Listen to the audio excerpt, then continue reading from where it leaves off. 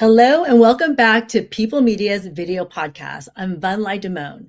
If you're new here, in this series, we take the topics nonprofit leaders often don't talk about openly, and we say them out loud, live, on camera, with the purpose of sharing and learning.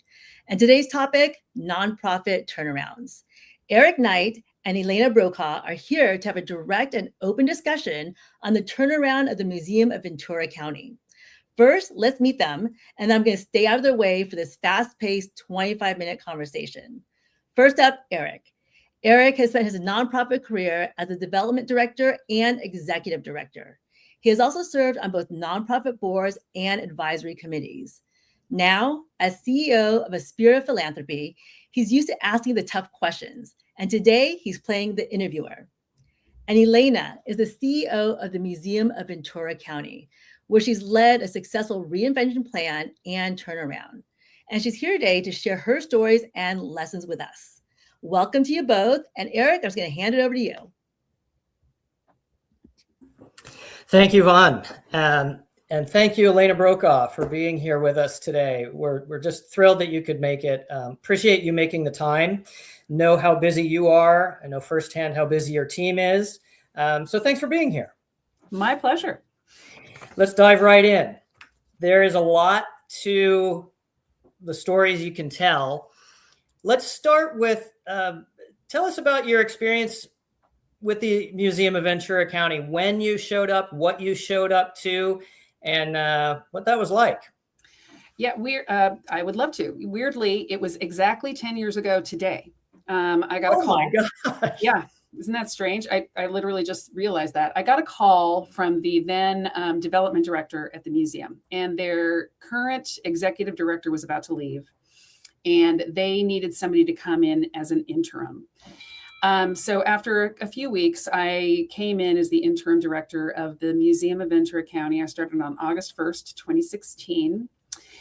And what I discovered, I knew I had heard rumblings that there were some financial issues. What I discovered is that the financial issues were real. They were entrenched. And I spent about a week kind of looking at old QuickBooks records and looking at bank statements, et cetera, and very quickly realized that we were in a serious crisis. And the board knew that, but they just didn't know what to do. So I came in and sort of talked to them about all the potential ways that we could address this. I'll make this a short story because it was a 2-year time frame between when we really identified what the issue was until we came up with a plan, a long-term strategy that would help the museum. So who was it that called you first? When the phone rang, who was the first person that you talked to that said, we think there's something you need to take a look at here?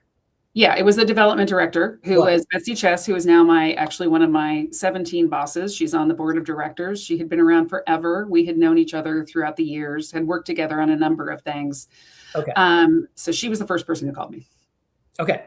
And so, so keep going. So you look through all those things, you determine here's the real situation. You're not sure if all the board members are totally aware. What are the next steps? Yeah. Well, I want to get to, this is about turnarounds, right? And there are a lot of different ways that turnarounds happen. And I think the first part of this is acknowledging that you're in a turnaround situation, which even though I had literally walked in the day before, I was loath to admit that we were in a turnaround situation. And by the way, I think that is the number one kind of lesson of this discourse here today, which is that you have to be ruthlessly honest with yourself, with the board that you're either a member of or that you report to, and with the staff that report to you or that you are working with, because it doesn't work otherwise. And ruthlessly honest means saying the same thing over and over and over again. And it's very, very difficult. It's hard to acknowledge that is happening. But if you can't acknowledge that there is a problem, you have no potential of fixing it. In our situation, the issue was mostly financial, and your financial numbers will tell you a story. I think that all too often nonprofit leaders don't spend a lot of time looking backwards.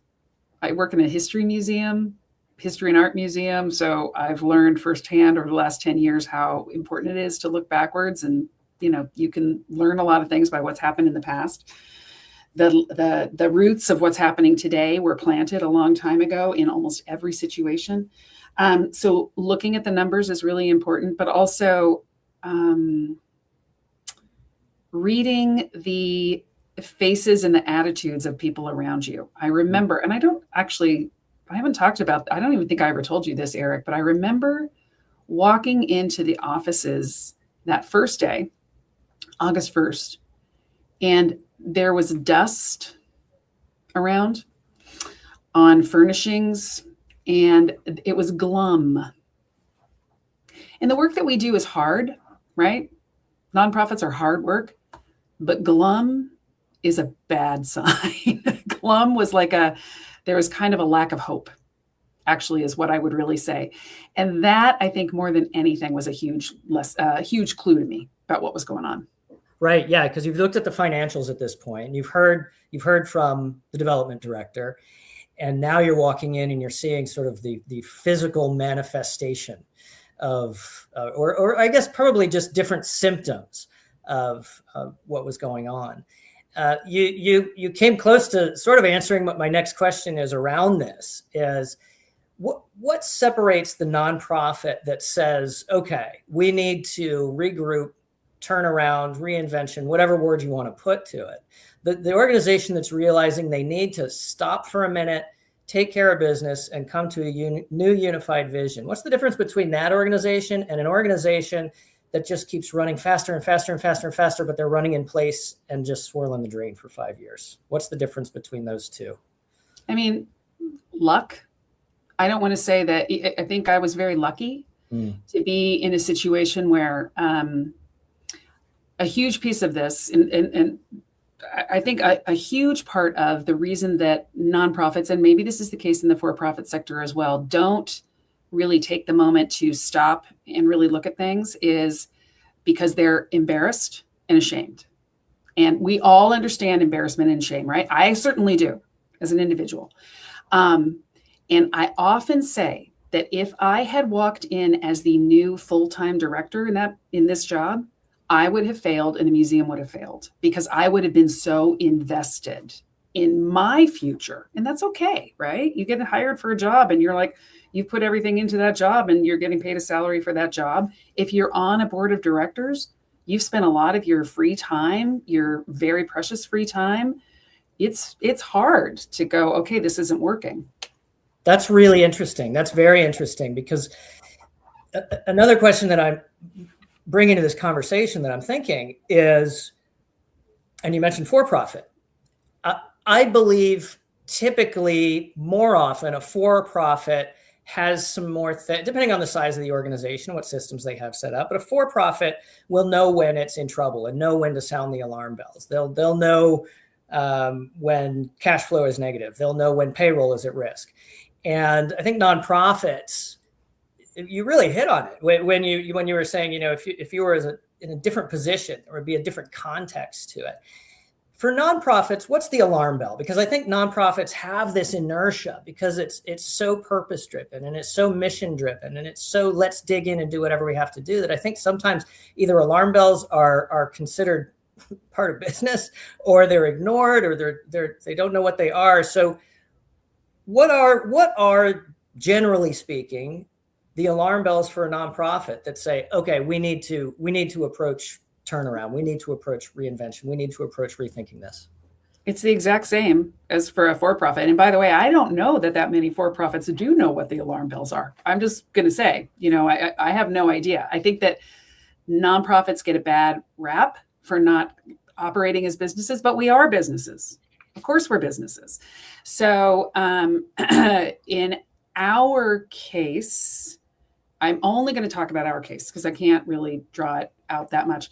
In our case, what we had trouble acknowledging that we had done is we had used temporarily restricted funds for things that were not their purpose. So what do I mean by that?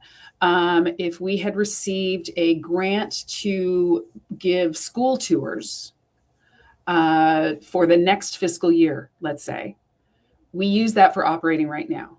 Now that's, that happens, that there's funds are fungible and sometimes cash flow makes you do that. But we did it without having any assuredness that we would be around the next year to offer the school tours. So I think that is the earliest alarm bell that I can give to a nonprofit, because that happens before you can't make payroll and before you start pushing your bills back and they get into that 90 to 120 day. I would say that's the other thing. So number one is using those temporarily restricted funds for what they're not meant to be used for. It's not illegal. It's not, but that's a warning sign. Number two is I think that every nonprofit executive needs to look at their aging payables, because if you're not looking at that, it just gets lost. You see it as a line on your balance sheet and you're not paying attention to it. But that line can hide that you haven't paid your auditor in 6 months, right? And that's a really, really bad sign if you are pushing back your payables all the time. So again, you haven't welched on your bills. You're just not paying them in time. Those are the two warning signs that I would look for first. Stacking risk, right? Yeah, stacking risk, knowing that risk is stacking. Let's talk about the board for a minute. Should the board be worried about their liability? Yeah, of course. Of course.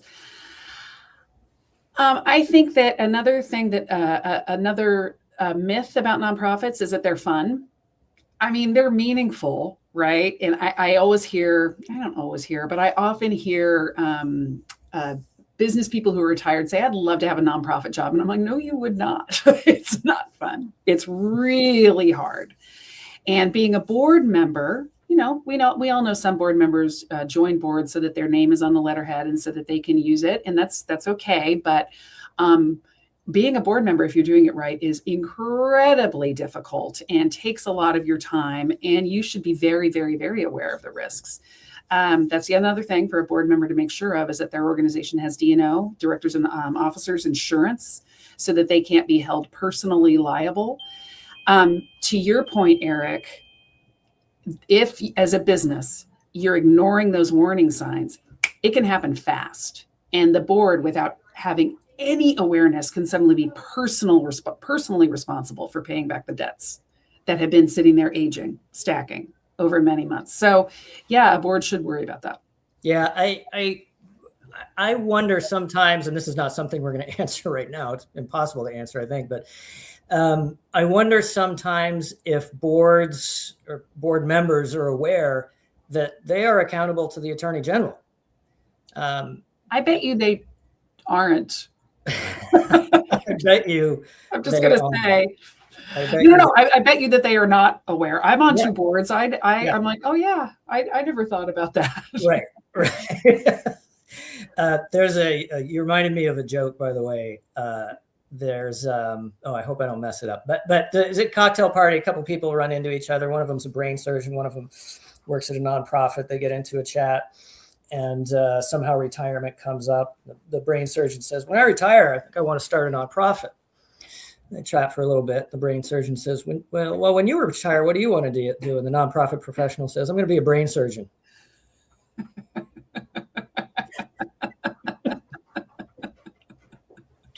It's funny because it's true.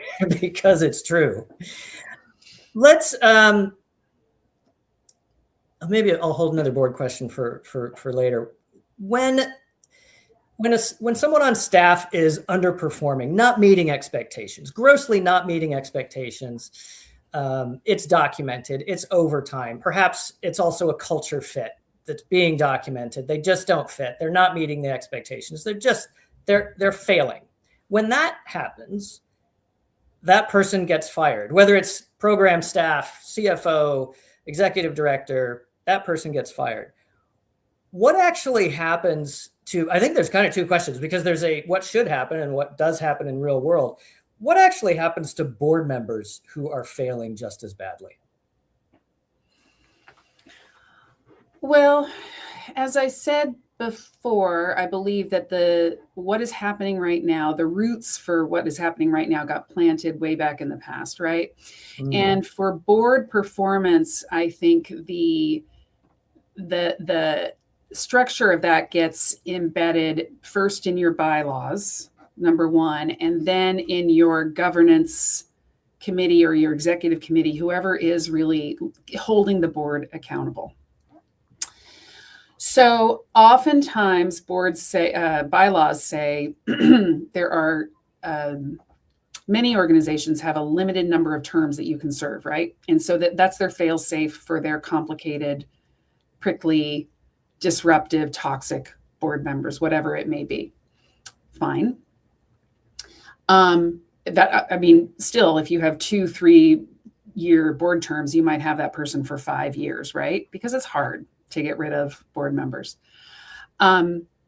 Another option is to have an annual board review process and put everything into very, very stark terms. So it's not personal, because anybody's going to take this personally. What you're really asking is how to get rid of really problematic employees, right? Board members. Well, really problematic volunteers. That's what I meant. Volunteers. So difficult. And in my experience, it has to be done by another volunteer. It's very difficult to ask a staff person to get rid of a problematic volunteer.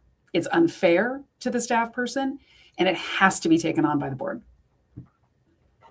You've had experience with both methods, staff or volunteer to volunteer, staff to volunteer or volunteer to volunteer? Yeah. And by the way, just to be honest, I got fired from a board once. So I've been fired by another volunteer. I was younger. I think I had a young child. Maybe not. Maybe I'm giving myself the benefit of the doubt. Whatever. We've all been in this situation, right? Where we haven't performed in the way that we want to perform, and I wasn't showing up. I got fired. I rejoined the board later. And it was fine. It was done in a perfectly fine way. So it can be done in a very, very matter of fact way. I just don't want to pretend like I haven't made tons of mistakes, because we all have, which helps us be able to handle complicated people later. It's just very, very, very, it's a very complicated thing, and but it can be done. And when I've dealt with it, the best way that I've dealt with it in this organization is a combination of staff and volunteers coming up and making sure that everything gets taken care of. Great. I want to switch gears and kind of go back to where we were at the very beginning of the conversation. There's so much story around your personal experience with transformation of the Museum of Ventura County as an organization. I'd love to hear some specifics of what that took and what that looked like, because I think we'd all like to think that a transformation and a reinvention is something that everybody sits in a room.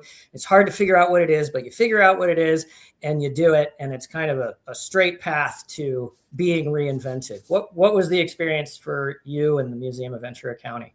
Yeah, I can sum it up really quickly. I came in, I realized that there was a problem. Other people knew that there was a problem. We all got together and we decided to try one thing, and we tried that and it worked for a little while and then it stopped working. So we all got together and we decided to try a different thing. That different thing was cutting way back. And that worked for like barely at all, which is, by the way, a cautionary thing. Turnarounds are really difficult because cutting back is not the answer usually. Sometimes it is if you're a very bloated organization, but it's usually not.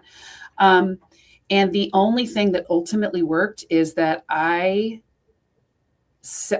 pulled together a group of, and I will take the credit for pulling together a group of people. And I sat down, it was at 10 a.m. on a Wednesday morning. And I said, I do not know what to do. Here's the problem. I don't know what to do, and I need your help. And it was incredibly difficult to say don't like doing that. I like being the person who comes and is like, well, here are the options. No, I was like, I was exhausted, Eric. I had tried so hard. I had pulled out everything I possibly could. And of course, there's more details to this story, but that is the only reason it worked, is because I said, I don't know what to do and I need your help. And I asked about 5, 6 people. And then we met every week for the next 8 weeks. We developed 8 options. They would say, go test the option. I would leave. I would go test. I would come back and I would say, nah, that one, no, nobody likes that one. So we would go test the other option. Anyway, and it finally came down to what our only option was. What's the time period from the time you get that call from the development director to the time that you've tried a couple things and they're not working and you're sitting down saying, don't know what's next? What's that? 10 months, 9 or 10 months. 9 or 10 months. Yeah. That is a fantastic and fascinating, and to me, not surprising thing to hear you say. I had a conversation with a great leader recently who was diving into humility equals strength and vulnerability equals courage, and all vice versa, rather than the just continuing to hammer away at I know. That collaborative effort and the humility to say, like, look, what we're doing here isn't working. Everybody, we need to get it figured out. That's fantastic. And then so you built a reinvention plan with several pillars. Is this about the time that started coming into focus? No. So I will say nobody ever believes this story. I cannot tell you how true it is. How true it is that I did not know what to do, and I just had to bring more. My brain was not enough. I couldn't do it. We actually, and then what happened, and this is, we almost closed. We walked through 8 options. We eliminated 7 options. Oh, no. We eliminated all but 2. And one was to get immediate support, government support, or close. Those were our 2 options. They were 2 very real options. And that was it. So once you're down to that point, it was a gift actually to get down to that point, because then you're like, okay, all right, good. This is it. I'm going to try this. And I would go talk to people and they're like, well, what if the government doesn't support you? And I was like, well, then we close. And there were a number of people who didn't believe that, but it was true. It was true to the point that when it became public that we might close, we started getting like checks coming in for $5,000, $10,000 to support us. And I sat here at my desk and I called and I said, thank you so much for your check. I'm going to put it in a drawer because we cannot responsibly cash this because we may not be around. So we're just going to hold it. And if we have a path forward, we will cash it then. So thank you. And luckily we got a path forward. But the only reason we got a path forward is because we said we will not do what we did before. And that's where the reinvention plan came from, because we have to reinvent. I said, we will not do that. So we had to do something different. That's very powerful. And that's a very important thing to articulate. I think it's a very important thing for stakeholders and everyone involved to hear is we may not know exactly what we're going to do, but we're not going to do what we did before. Right. One last question. You said one of the things was cutting back people. I believe I make up in my mind that also meant cutting back programs. You say that's not always the answer. Perhaps rarely is it the answer. And it's something that you went through. When you're going through that in a turnaround, what can you do to maintain something of a resonant or unified culture among the staff and the volunteers and board members? Well, that's a great question. And it didn't work, obviously, in my case. The only thing I can tell you, I also went through a pretty drastic cutting after the Great Recession when I worked at the city, in the government, in the public sector. The only thing I can tell you is absolute honesty, and vulnerability again, because they're always going to, anyway, people are always going to feel like somebody else has it better than they do. And so absolute brutal honesty, which is very, very, very difficult. But that's the only way to make it through. That's wonderful. That's wonderful. Well, we knew this time was going to go fast. And here we are with a couple minutes to go. I know Vaughn has something for you. So I'm gonna turn it back over to her. Elena, thank you so much for the conversation. Your experience and strength and hope, offering all that to us. It's very much appreciated. Vaughn, why don't you tell us what you got? Great. So thank you both, first of all, for the straightforward and real conversation. If you're a nonprofit leader watching this and you do recognize your organization in some of these risks, these challenges, this is your cue to take action. And to help with that, I have one last question for you, Elena. So this is a compilation image of collages from your Learning from the Masters, Learning to See exhibit. It's an in-school art program taught by professional teaching artists. I have a question for you about this image. I'd like you to look at the collection of student artwork and what 3 words come to mind that would inspire nonprofit leaders to push through challenges? Okay, so first of all, this is from the Focus on the Masters Learning to See program. Okay, so we did a partnership where we joined for an online exhibit, but I want them to get the credit for this because this is a fantastic program that they do in the classroom. Okay, so we're looking at a collage work. I would say you want 3 words. Is it just 1 word? Is that what I have to do? 3 1 words to inspire nonprofit leaders. Yes.